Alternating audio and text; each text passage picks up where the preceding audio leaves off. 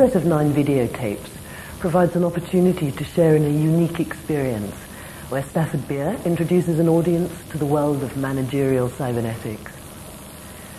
The event took place over 5 days in July 1994 at the Falcondale Hotel near Lampeter in Mid Wales. It was organised by the Liverpool Business School at John Moores University, where Stafford is Honorary Professor in Organisational Transformation and a Senior Fellow. The aim was to provide a video learning resource by recording discussions between Stafford and an audience that had little or no previous knowledge of the subject. Over the course of the event, Stafford explains the development of the subject from the initial scientific discovery of cybernetics.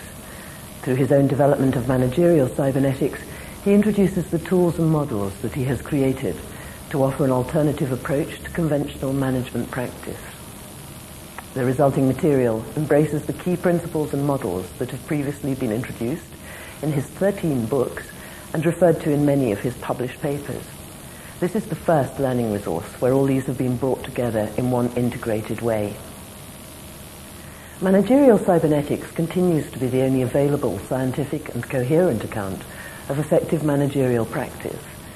Stafford provides numerous anecdotes, applications and insights from the perspective of practitioner, manager and scientist.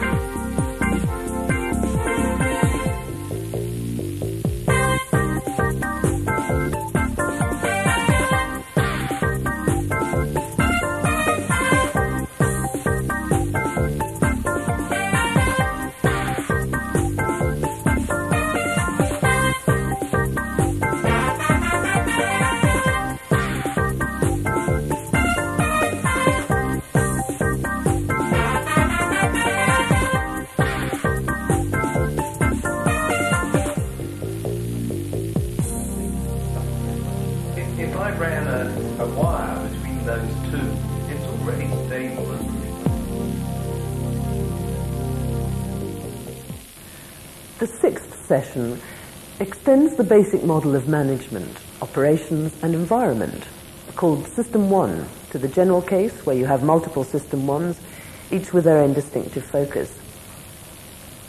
Attention switches to the issue of how these need to be connected so that the whole enterprise fulfills its purpose. In his quest for a general theory of viability, Stafford argues the need to add 6 vertical communication lines to the basic model. In practice, these lines are loops of communication. Horizontal loops generate variety and vertical loops absorb variety. These loops adjust the total variety equation between the horizontal and vertical variety in order for the total system to reflect the purpose of the whole. This communication diversity contrasts sharply with the popular perception that all management communication should be sent down one command channel. Many typical situations are used to illustrate the need for and nature of each type of communication channel. Examples are taken from health, steelmaking, Amnesty, IBM, Royal Bank of Canada, a fish and chip shop, Liberation Theology, and a group that is set up for loving one another. Well now, let's start. We have got, as you see, we thought that we'd make the mirror opaque because you can't see very clearly. And what we had was this.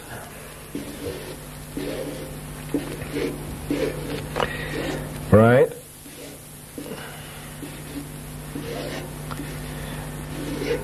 Now we put an amplifier on there and there, and an and an attenuator there, and there. I should have left gaps to put that in, but I didn't. Now, that is an exemplar of System 1. In other words, going back to our defense model, it's the army inside defense, right? Now, there are going to be several of them, aren't there? Otherwise, what are we playing at, you know? So, what I want you to consider now, please, thank you, is some more of these. I'll just put in 4 of them. Oh dear, I made a bit of a mess of that. That's life.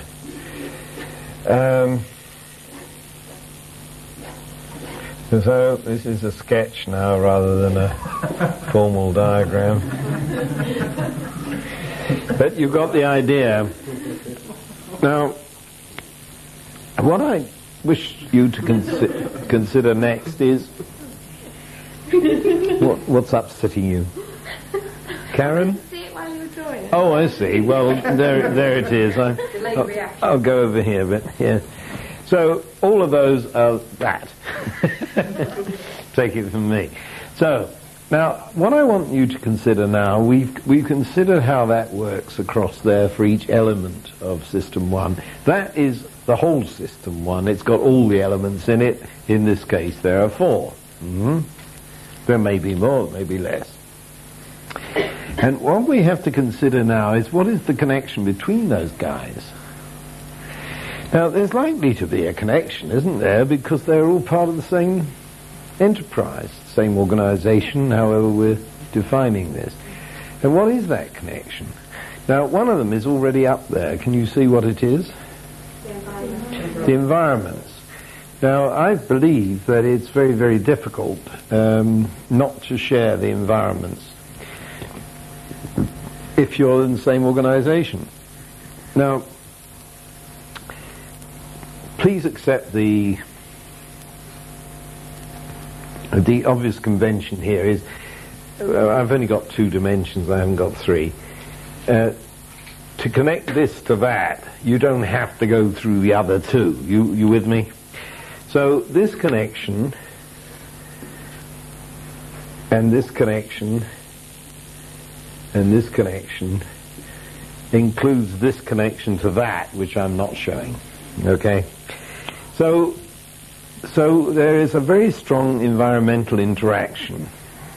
Now, let's take examples of that.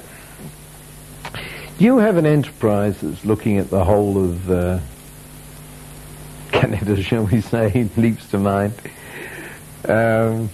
And you have something, let's suppose you're the federal government of Canada, you have something going on in all the 10 provinces of Canada. Now, when you draw those, this is effectively a map, isn't it? And you're going to have a clear line between 2 provinces. But, you see, from a cybernetic standpoint, that isn't very realistic. It's okay from a geographic and a legalistic standpoint, but the people around that boundary are not going to recognize that they're different. I mean, you don't straddle the line and say, ho, half of me is in Saskatchewan and half of me is in Manitoba, you know, it doesn't make sense. There are other reasons why that's going to be connected, because, for instance, we might all say, well, we are all Canadians. Now, let's get to commercial applications. You can have sales areas which demarcate, but you see, if your company gets the name for doing something naughty or something especially good or whatever, it's going to rumble over. So what I'm saying to you is that if you look at those interconnections in the vertical, we've so far looked at the horizontal, what you're going to find out is that variety is being absorbed. Because you cannot have the reputation of being Rolls-Royce in this bit of the world and of being a rubbishy Dagenham dustbin in another part of the world, because it would most unlikely. Either you're a quality car or you're not a quality car, and reputation is going to slop over. If you're McDonald's, there are things about McDonald's which are uniform, and that's the whole idea.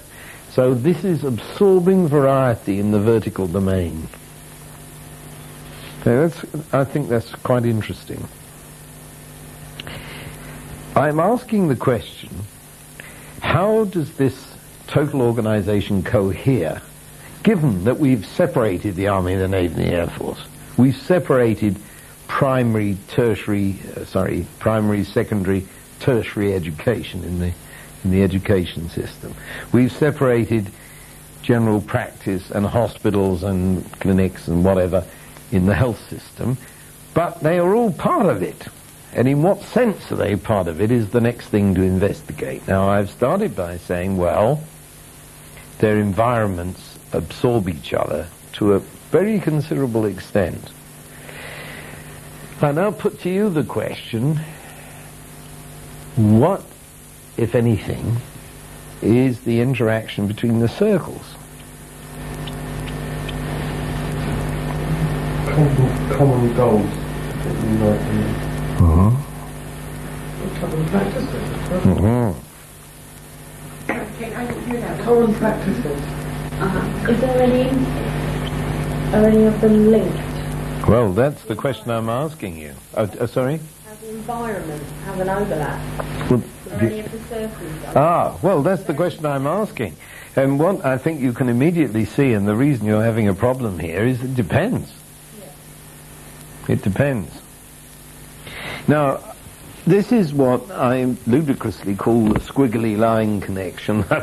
It's got stuck, so everybody calls it the squiggly line, because I put that in there, you see, and it's a squiggly line.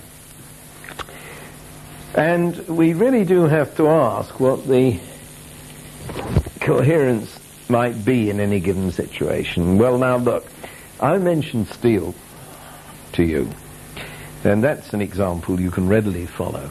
If the top one in the circle is taking in iron ore, shoving it in a blast furnace and producing molten iron, and then it travels down the squiggly line and it gets into a steel furnace, and then it's reduced and the carbon's got out and the phosphorus and the sulfur have got out, and you've now got steel. And then that goes into ingots in the next one, and then the ingots are squashed and become all sorts of products. Lower down the line, billets, slabs, strip, you name it. Now, that means the squiggly line connection is very, very strong, isn't it? Because you know, it's causal, forgive the terrible word, you see, it's causal, because nothing happens until it's fed down. Now, if you were Unilever, on the other hand, Unilever is effectively a holding company, and it makes all sorts of things. And it used to have McFisheries. I think that's long since gone. You don't remember it, but that's fish shops. You know, nothing to do with margarine, for instance, or be a bit fishy if it were. So these enterprises are quite separate, and they are linked by the fact that they're competing for capital, for instance, from the parent company.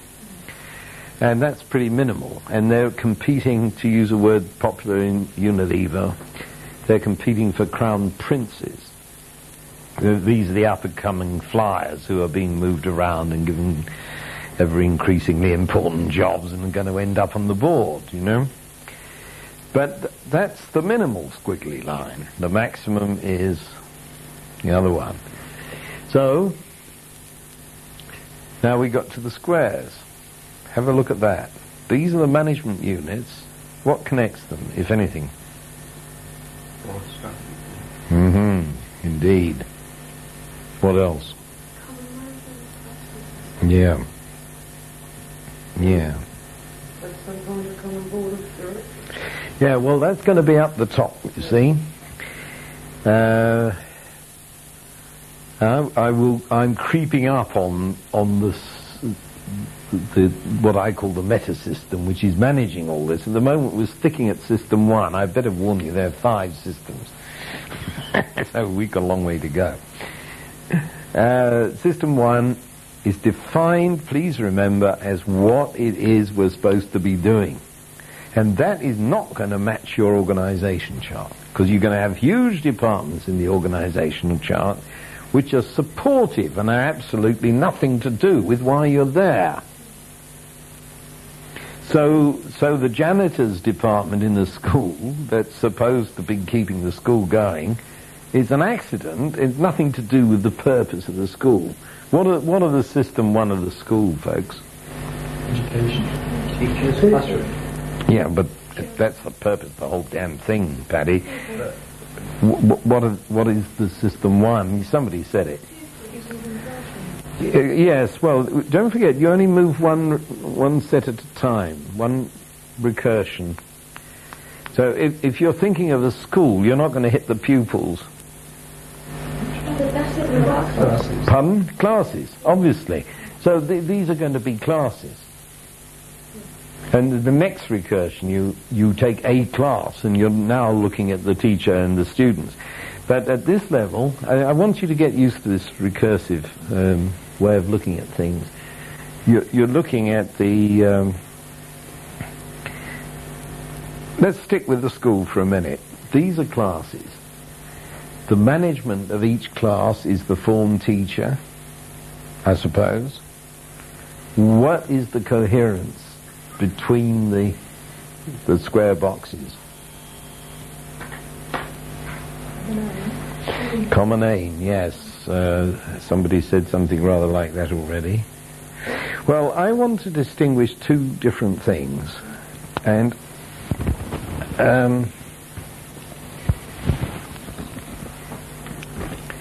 now, we know there's going to be something up top here. So this blue line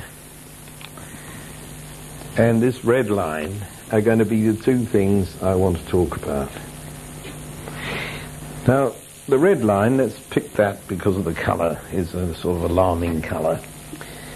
The idea about this red line is that there is some kind of statutory obligation. You're running a company, you must obey the Companies Act. And if you don't, you see, right through the organisation, all the pieces of the organisation, if somebody is trading without enough money, if there's separate companies, let's say in a consortium of companies, and one of them runs out of money, it's disobeying the red line. So you've got legal restrictions, and you may have equally strong, let's call them ethical constraints imposed by the company being what it is. And it says, we are not going to play that game. We don't approve of it. For instance, when I was development director of IPC, I took over a company and discovered, a rather large company, and I discovered that hidden in it was a group that sold encyclopedias by banging on people's doors and forcing housewives to sign things that they didn't want. So we invoked this ethical line, you see, which had nothing to do with the law. It was a perfectly legitimate company, but we didn't like it. So we got rid of it. We sold it. So that is to impose legal and ethical requirements, and that is very strong stuff. So how much variety do you want to use up like that?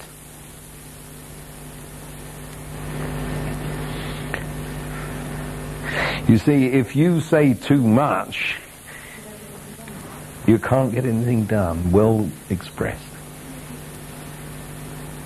So we're running into a very interesting phenomenon here, which has to do, to be very abstract about it, about, I'm not making signs here, just warding off the devil or anything. We have the vertical and the horizontal all over the place, vying with each other, because this one is generating a lot of variety doing its thing, and this one is saying, just a minute, don't do that, we don't like it, or that's illegal. Yeah. So that's the red line. Now, I really want you to think about this, because it is, in my book, it is exactly what distinguishes one kind of organization from another kind. Let us suppose that the group of us in this room decided to rob a bank. And we've already split up into groups. I forget who you are.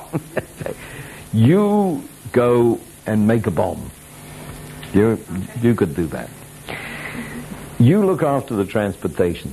We have to have the cars arriving at the right time, and we have to get the hell out of there at the right time, and it's got to be meticulous planning, otherwise we're all in jail together. What are you going to do? What's your group going to do? What, spend the money? Launder the money? Plan it? Yeah, well, launder the money is a good one. I mean, when you got the money, what the devil are you going to do with a bunch of bullion, you know? So all that's got to be attended to, and I'm sure you can find a job here. Planning the money? Yeah, well, yes, there's got to be a lot of investigation and tunnels dug and all sorts of things. So there we are. Now, you four groups are now these four groups. And we've all agreed that this is our enterprise. Now, how much variety do you expect to have left in your square at the end of that? You've got to run your group. You know, you three are a group, and you're in charge, Karen. How much variety have you got, given the rest of the thing? Oh, yes. I mean, you've sold it. You've all sold it. Because it's no use having a marvelous operation if the darn cars don't come. You let the show down, we're all in jail. And it's no use, etc. The whole thing is cemented together, and by the very nature of the beast, there's very low variety for each of these things. Now, take another example. Here we are, we're a very nice set of people. We decide to institute a society for loving one another. You're concerned about kids. You're concerned about geriatrics. God knows what you're concerned about. I dread to think, you see. So every subgroup is going to express its notion of what it is to love other people. And now, what is restricting your variety? Nothing. Yes, there is. Just one thing, I think. If any of you are caught hating somebody, you're out. And that's the limit. Now, what an extraordinary difference. Now, people often say to me, Stafford, for God's sake, every organization is different. How can you possibly have a general theory, which I claim to have? Well, now we're getting near it, aren't we? Because you can still depict it like this. Now, what exactly is the difference in those two examples? Red line. Who's the size of the channels, isn't it? Yes. Let's have a more general... What is the governing principle? The constraints that you have to work within. Yes, that's true. But why? Lift the argument. Common purpose. That's exactly the word I want. Thank you very much, Lee. It's the purpose that determines the degree of restriction. Now, that is very interesting because, of course, purpose of all these subjective things that we talk about in the system is about the most subjective of all. Because the purposes of the individuals who make up IBM are probably as different from chalk and cheese. I mean, some are in there to get a free ride, some are in there to further their careers, etc., etc. And what the company's purpose is another matter altogether. And, of course, if you detect in a company that somebody is doing something that is personal to them and doesn't contribute to what's supposed to be the corporate purpose, they're going to be swung out, aren't they? So this idea of purpose is absolutely governing this interchange of variety. And I find that totally fascinating and a big secret, actually, in trying to analyze what the devil's going on in any given situation. You know, if you're a fire engine and you've got to get there, everything else goes by the board. All your variety is going to be consumed. If you're amnesty, different thing. We did mention amnesty before. Millions of ways of trying to deal with the problems that amnesty faces, and everybody's solution is going to be different and all acceptable, providing they don't involve being nasty. You see, after all, that's the purpose. So purpose is crucial. Does the blue line purpose? No. I'm subsuming everything in this. The purpose is going to be reflected in all the vertical lines we're putting up here. So far, we've got the environment. Now, the purpose is going to be reflected there. Because if you're going to be Amnesty International, then you want all the environments to reflect this well-intentioned thing. And especially, for instance, they have got to have the reputation for being honest. I mean, the way to attack a thing like amnesty is to say, oh, bunch of, you cook the evidence. And once that's set in as a reputation, you've had it all over the world, not just where it happens. The squiggly line connection also reflects the purpose because, well, doesn't it? You know, if you've got this strong connection like the steelworks, if you've got the weak connection like the conglomerate, clearly it's reflected. Then we come to the red line. Now, the red line is the one that has a fiat on it, is the legal and ethical stop point, and that clearly is going to reflect the purpose, obviously. Now, I haven't said what the blue line is, and I'm sorry, Catherine, that's why I was... Maybe I just missed it. No, I haven't said it.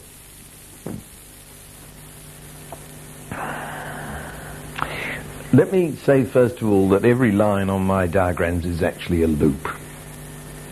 It takes too long to put them all in, and then you can't see. Now, the blue line, because you see the red line comes down and says, don't do this, and then you have to go back and say, no, I'm not doing it, and you have to prove that. So that's actually a loop. So it is in the steelworks. If you're sending this iron down the chain, you have to have a thing coming back and saying, yes, we got it, and it's all working. Now, the blue line is what I call the resource bargain.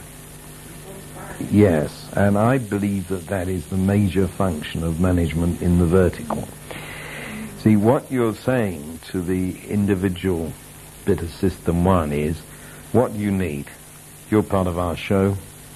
What do you actually need? And you say, well, I've got this budget, I'm planning to do this, this, and this. So what you're actually saying is, will you fund me to this extent?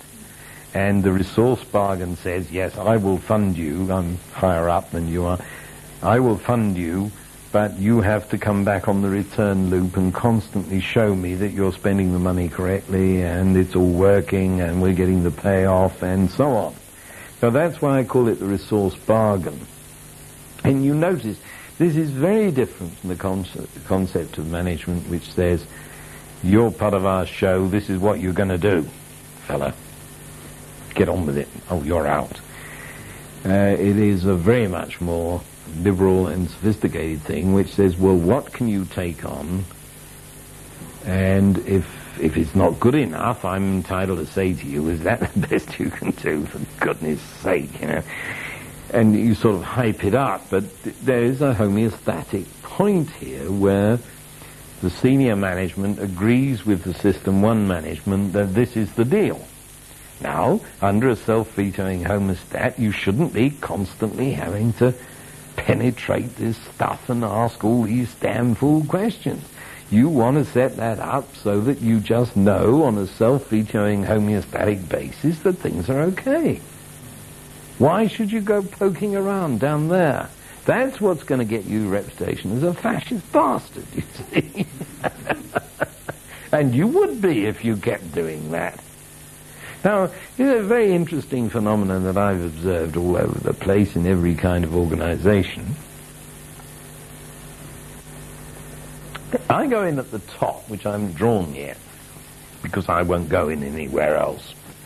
So I'm talking to the president of the company or the president of the bank or whatever. And this guy says, please understand, Professor, we are very liberal around here. We've all been on the courses and we know that we shouldn't be bullying people. So we've got all these things in place. And very often the directors of a company will say to me, rather sadly, of course, not like the old days, you know, old chap, I'm not quite sure why I'm here. I'm here as an advisor, really, and nobody ever asks my advice. I think I might as well go home. So this is the denaturing of the old model of do this and he doeth it. Now, that's what they told me. I then go and visit these branches or these divisions or whatever they are. What do I find? I find everybody with copies of the Times looking for a new job. So I say to them, what's up? They say, oh, God, this place is dreadful. You can't get a new biro without triple application. It's a terrible place. You know, this is real. I mean, he's laughing because he seems to have lived all these incarnations that I keep talking about. Poor Glenn, you need a better job somewhere.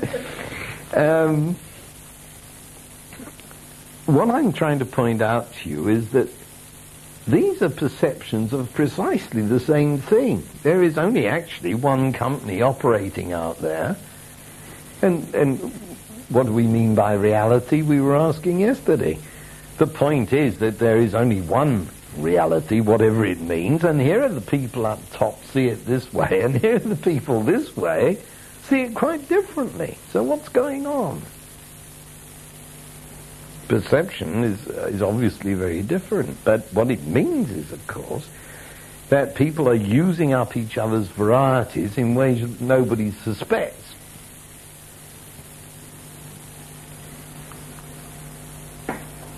Now, I'll try and make that concrete for you. I was in a firm in the north of England here, which had this belief at the top that it was very liberal, and where all the branches were looking for jobs. So I tried to find out why that difference of perception could possibly exist. And I discovered the following. The financial director, who was the nicest bloke you could wish to meet in a month of Sundays, sweetie pie, trying to help, had issued a thing this thick, telling everybody what to do. You see, at least that's what they thought. He thought it was a handbook of advice and comfort and so on. They called it the Bible. They actually called it the Bible, and they said, God, you can't do that, it's probably in the Bible somewhere. And they really felt totally victimized by this document, which was supposed to the sweetie pie's image, self-image, to be a nice help. So, what I did was, I took the Bible, and I tore it up, literally. I tore all the pages out, and I sorted it. And I sorted it out to the subsystems, and I'm telling this story too early in a sense, because there are 5 of them, and we've only got to the first one. But I sorted it out between the 5 subsystems, because what I'm trying to tell you, never mind the others, is that the only one that matters is the red line. Now, the Bible came down to about 5 pages. I printed those on red paper. I said to the financial director, publish those as the rules. Publish the rest in 4 other different colors, saying that this is meant to do this is meant to do this by way of helping, and he did this, and the whole atmosphere totally changed. It was a whale of a success, that, just by talking in terms of perception. Because people don't like having their variety stolen. This is the point. And if you take away this man's variety, look at him. What did we analyze earlier? He's got too little variety to deal with the process, which has too little variety to deal with the environment. And what little he's got left are going to take away by saying, don't do that, change your shirt, you know. Well, it's totally frustrating. So you mustn't do that. What you've got to do is things to encourage the guy to use his variety and help him amplify it. Otherwise, you might as well put a switch in there.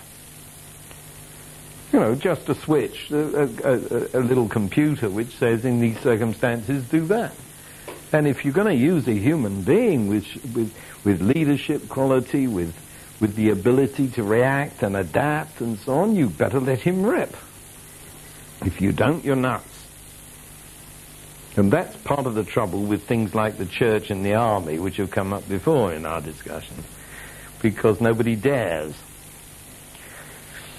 And when they dare, things go badly wrong. Look at liberation theology and what happened to that. Some of you must... I think that was correct. No? Oh. Has nobody heard of liberation? Yes, of course you have. No? No? Pardon? Permission to hit this fellow, okay. Well, it came out of Latin America because the whole of Latin America is strongly Catholic, or alleged to be, but nobody actually gets married, and you know it's all very relaxed down there. In fact, the way they handle marriage in the family is absolutely wonderful. I think they don't really. I don't think many people are actually legally married, and they have children, and they pass the children around, and the little community handles the whole situation, messes with this variety perfectly happily. And the role of the priest is not to go around saying, how dare you, you're living in sin, as would happen over here. He goes around saying, bless you, you know, you're doing a good job. Very different. So the liberation theologians, care to put a name forward? Romero. Yes, well, Romero, yeah, well, he was shot for his pain. So, Paulo Freire, I suppose, is the most famous of them. Anyway, this bunch of people started putting together a formal theology to account for all this, and the Vatican sat on it, you see, because... And this was a very bad tragedy, I think, because that was a real growth point in the church that looked very promising. And of course the Latin Americans carry on anyway, they don't care. But the spin-off in the more anal retentive part of society in Europe has been not been good at all. Yeah. So, we now have an environment, that's one line. A squiggly line, that's two, and we've now got 3, 4. All of which are cohesive to the organization, given that these things we perceive to be separate for some reason in our analysis. Now, what is the 5th line? It's not there.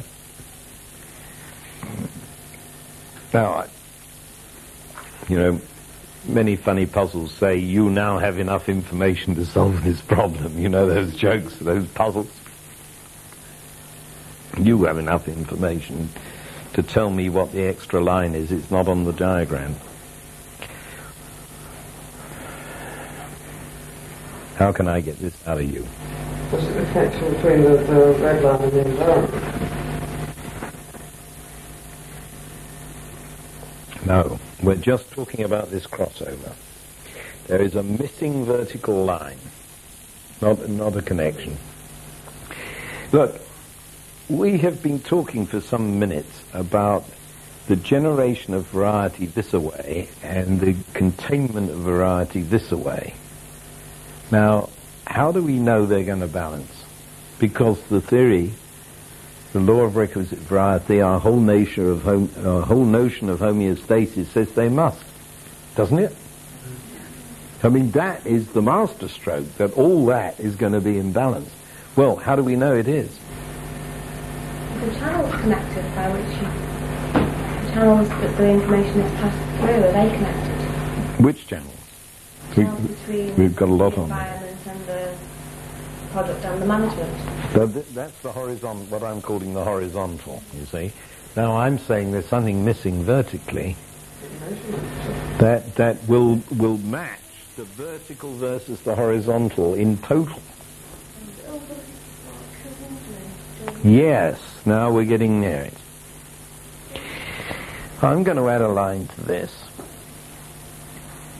I wonder if I can find... Yes, there's green there.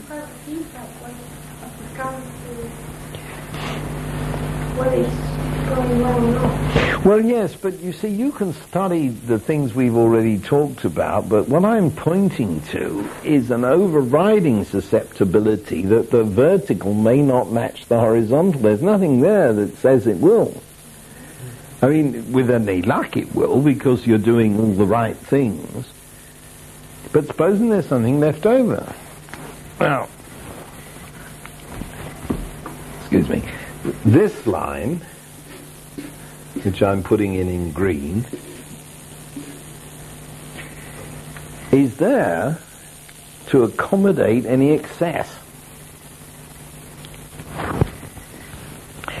This is to say that if the horizontal variety is greater than the vertical variety, you're going to get out of balance. And I want to put that line in to pick it up and correct it.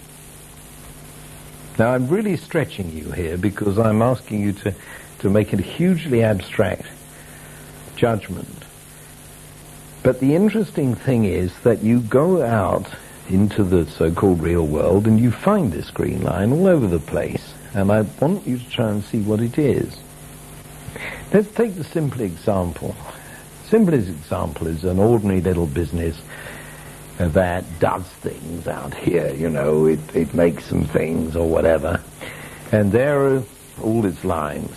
And we want to know...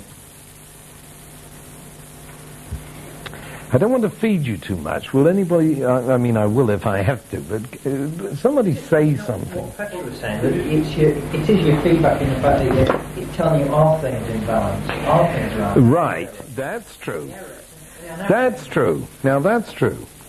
So please work at that in your mind. If you're talking about excess, perhaps it's the amount of stock you carry. Mm-hmm. You produce too much. But that would only be... That would only deal with stocks. I'm trying to be very general here about this disbalance. There are things we do in a business which are exactly the green line, and I want you to try and realize what it is. An assessor to that's not actually involved. Like a great deal. An explanation. Yeah. An appraisal. Like a union. No, this is part of the system. It's part of the system.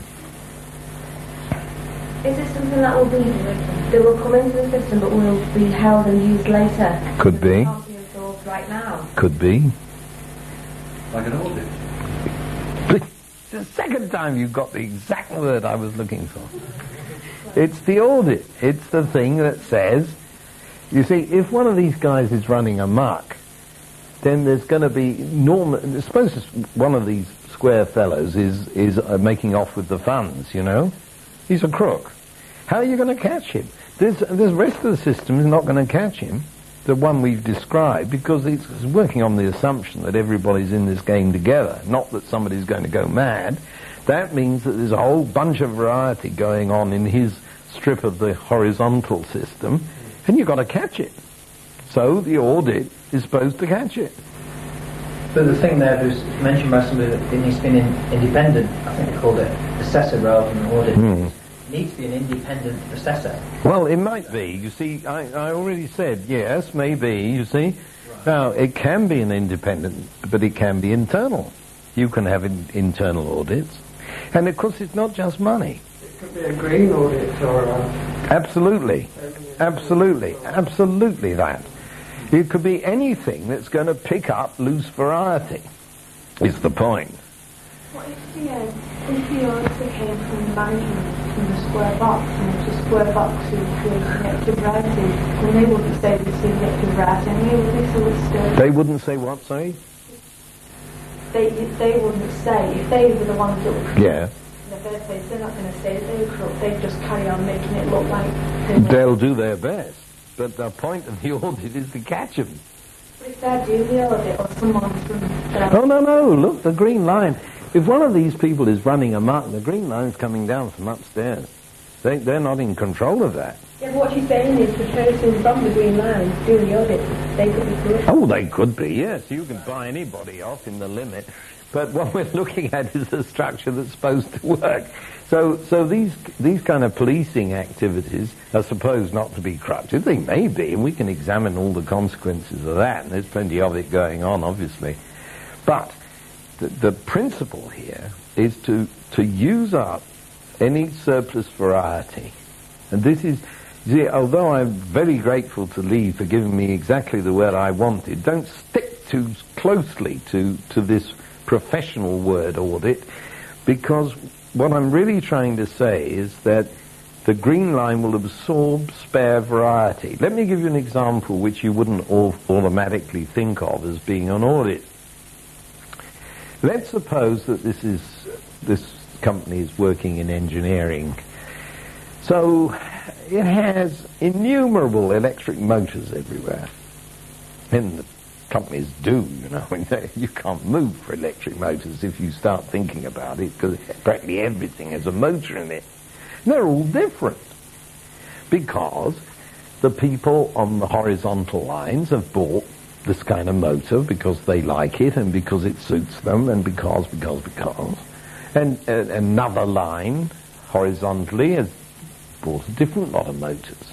And we end up with a huge number of motors. Now that's a very great deal of electric motor variety, you see, hyphenated. So somebody upstairs, and we haven't analysed what's happening upstairs, but we will. Somebody upstairs says, what gives with all these electric motors? Just look at the amount of capital we've got tied up in spares. So just take the obvious example. You know, that all these motors have to have spare motors, and they have to have extra windings lying about, and extra this, that, and the other. So somebody upstairs says, all this variety. Now, how do you intervene? You don't want to come down the red line and say, you can't work for us unless you have the right electric motor, come off it. See? And you don't even want to make it part of the resource bargain and say, well, I will only give you the capital if you switch to GE motors. Also come off it. But what you could do, you could go to these managers and say, fellas, we have realized that we have enormous investment in all these damn motors. Is this sensible? And the manager says, gosh, that much? Probably not. So, upstairs says, we will come down, if you agree, we will come down the green line. Now notice where I've put it. And we will go straight into your process, given that we have your prior permission as the manager, which is correct. We will conduct a survey of all the electric motors. And that's not going to infringe on your authority as the manager, because you have just agreed that's a good idea. They come up now with a report. Now this is probably work study department of the whole organization going to come out with a report saying, this is our recommendation. We need a variety of electric motors, but not this much. And if we agreed this policy, it looks to us as if all the managements are going to be satisfied, and we will cut our investment in all this crap by 2/3. Now that isn't to steal the authority and the variety off the manager if he's agreed to it and if he likes the answer. Now we've really soaked up some spare variety, is what I'm saying. So that is a sort of audit, isn't it? But it doesn't have the overtones of the financial audit where you're looking for crooks, probably.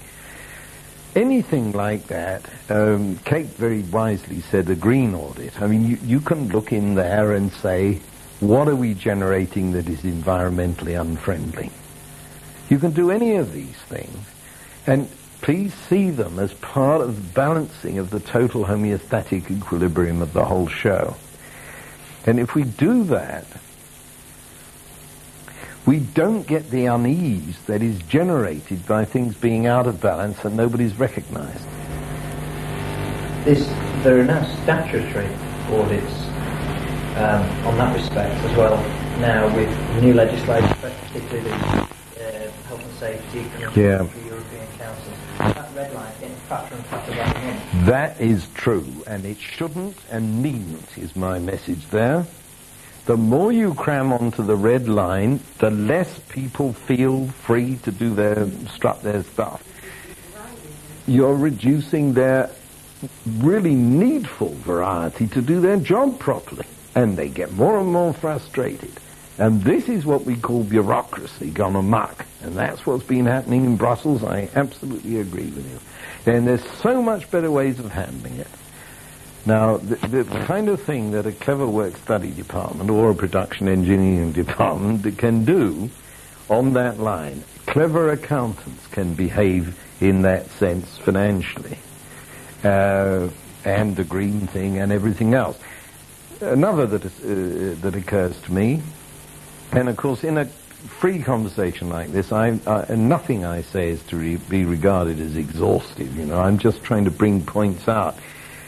One of them that is very important is the audit, to use that word with the quotes on it, of managerial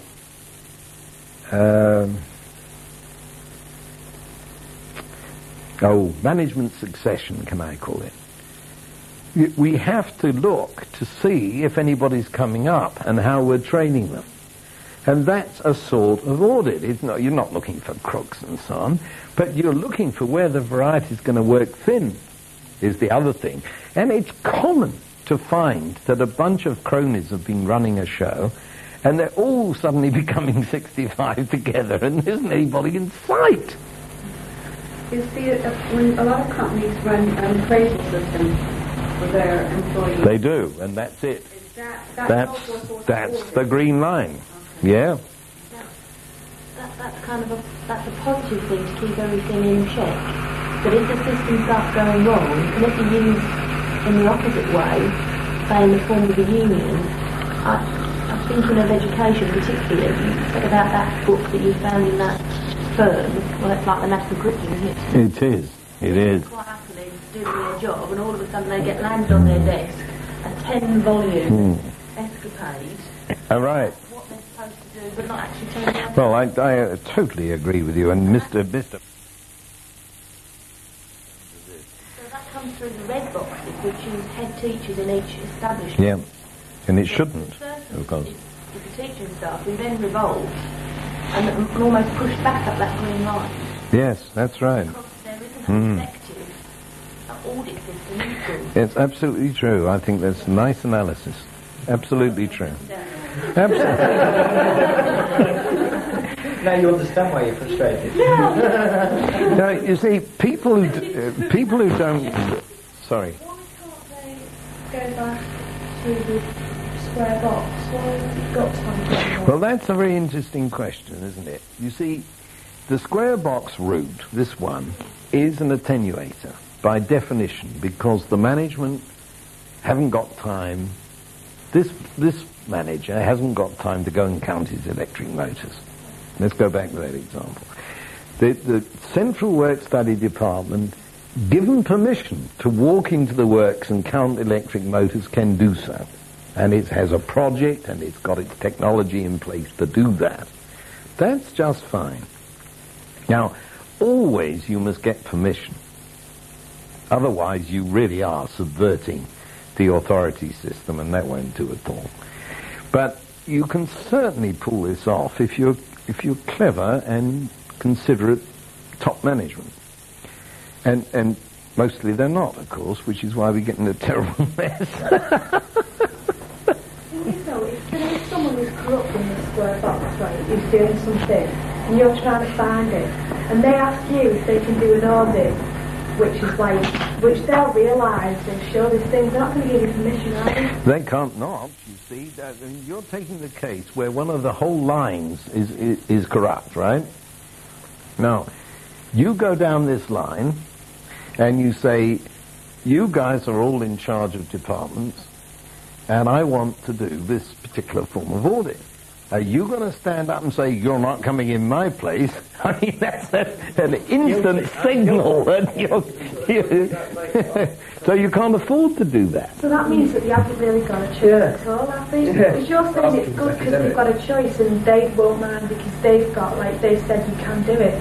But you're saying that they haven't got a choice whether they can say it really. Yeah, well, wait a minute. You have, you see, because it's a question of... I mean, dealing with real crookedness is quite hard to argue, but the thing in general is, Claire, that you are saying to people, do you agree that this is a good idea? If somebody says no, which is the choice, you expect them to have a proper answer. You don't say, no, because I am ripping the system off and you might catch me. So you've got to come up with a legitimate answer, and often there are legitimate answers. Take the work-study example. You can say to the higher-ups, hey, look here, we have a terribly sensitive shop to this kind of thing. We are in a very, very difficult union situation where people are paranoid.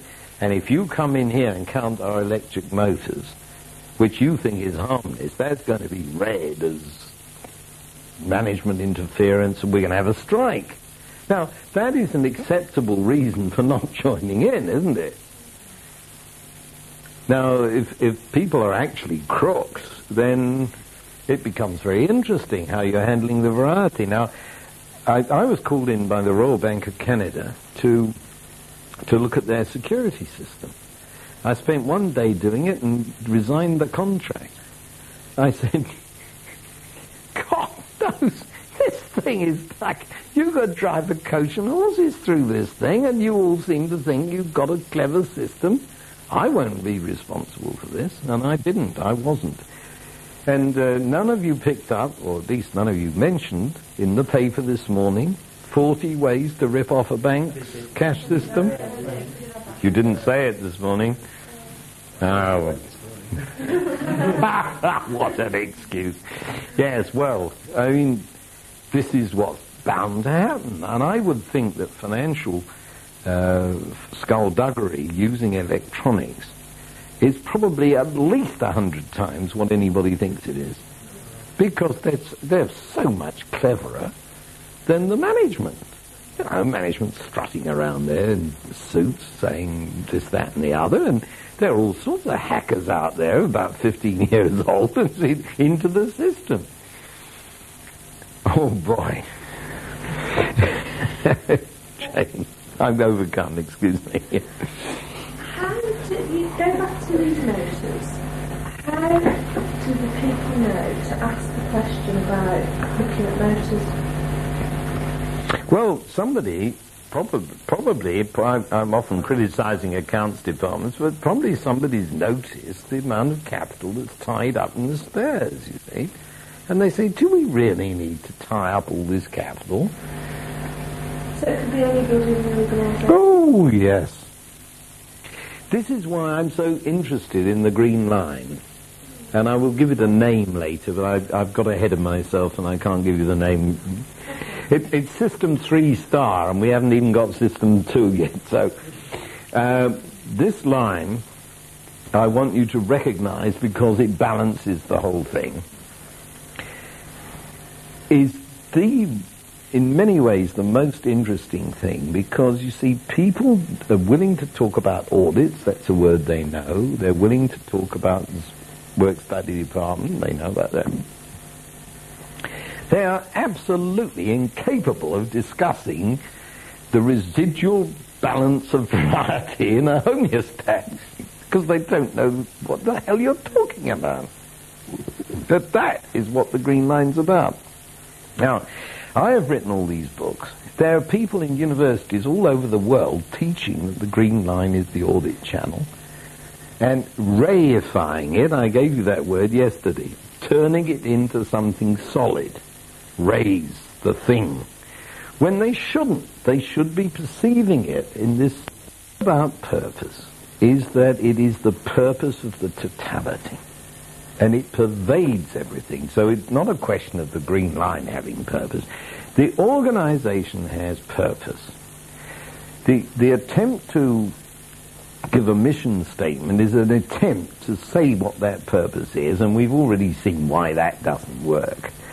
What is really going to determine the purpose is the ethos that the top management manages to create in the place. Are we an ethical show? Do we care about the environment and so on? Now, all the big oil companies have whole departments now working on the green thing, making films, proving they're not spoiling the environment and so on. And that's enough, isn't it? So long as you can con everybody into thinking that that's okay, you can go and spoil the environment till you're blue in the face. Now, where is the actual purpose here? The actual purpose is to rip off the planet. And what you're doing is putting dressage on that to make sure that you're not caught. Well, that isn't a green line. Oh, damn it, I would have to use green, wouldn't I? Sorry. That isn't this line.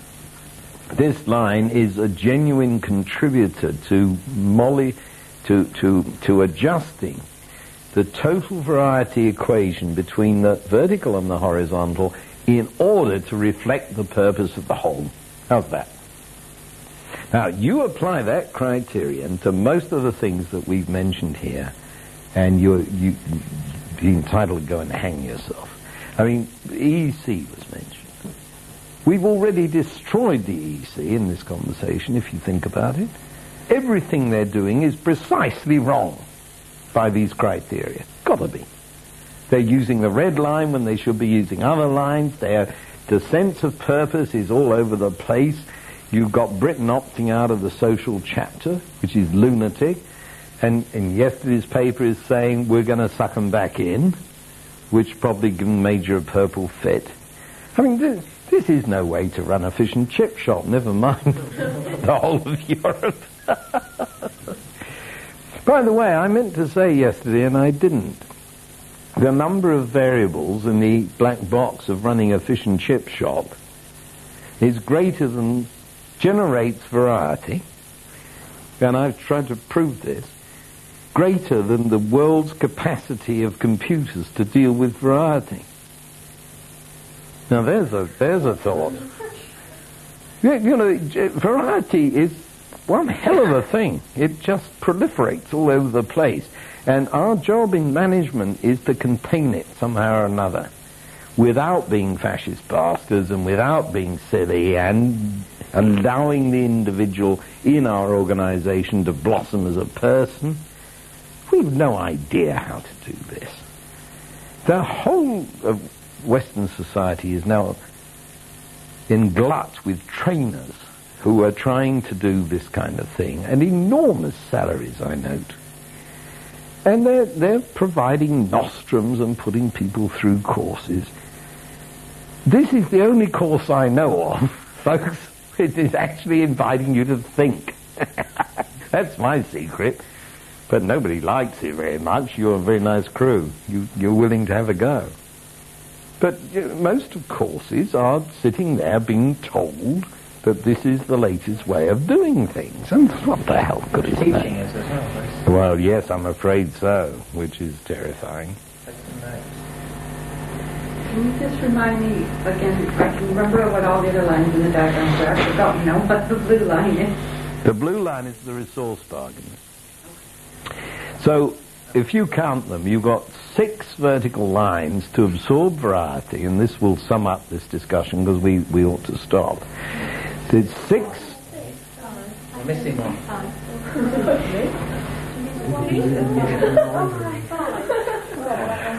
I haven't got to system 2. I do apologize. We haven't got time tonight. System 2 is the 6. Forgive me, just put that on the slate. I'll deal with that in the morning. Yes. These lines, which are 5 at the moment and will be 6, are ways of absorbing variety, and most people's perception of management is it's all on the red line. No wonder then that people are looking for jobs. Right? Can we close on that note? It's powerful. So can I just ask you what is she It's not really a very important thing, but just so we know, is it always the blue line and the red line? No, it's what I had to hand. Oh, I just wondered if that's what they would call it. No. I ever talked to them about cybernetics and I did the blue line. No, it's system... Not that it's very likely, but it's okay. The green line is system 3 star. When we get it all into place, you'll get the words okay. I don't care what the colours are. It's the resource bargain, whereby somebody comes... Suppose you're a manager of system 1, and I represent the upper crust. I am saying to you, Jane, what do you need to make your department effective? And you say, well, I've got to have a new computer and I need 6 more staff and so on. And here's my budget. And I say, okay, if you get this budget, these permissions, you are going to deliver the following. Is that understood? And you say yes. And that's the resource bargain. And then all you need is the self-vetoing homeostat.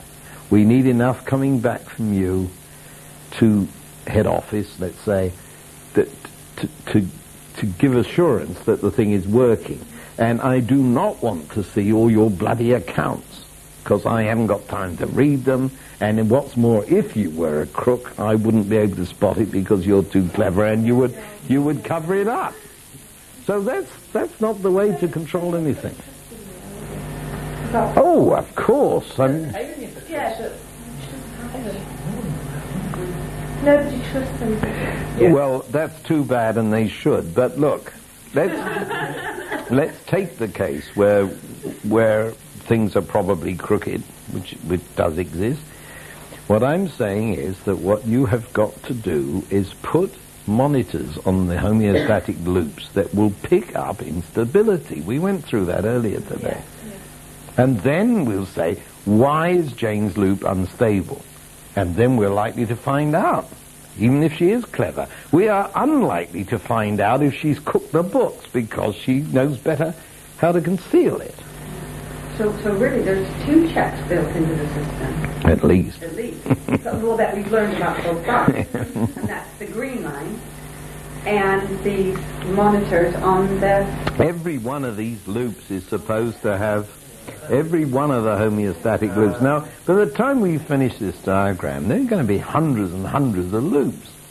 And you can't examine them all, you see. You've got to have little signals, like President Sanguinetti's bus tickets. Just be clever about it, you know.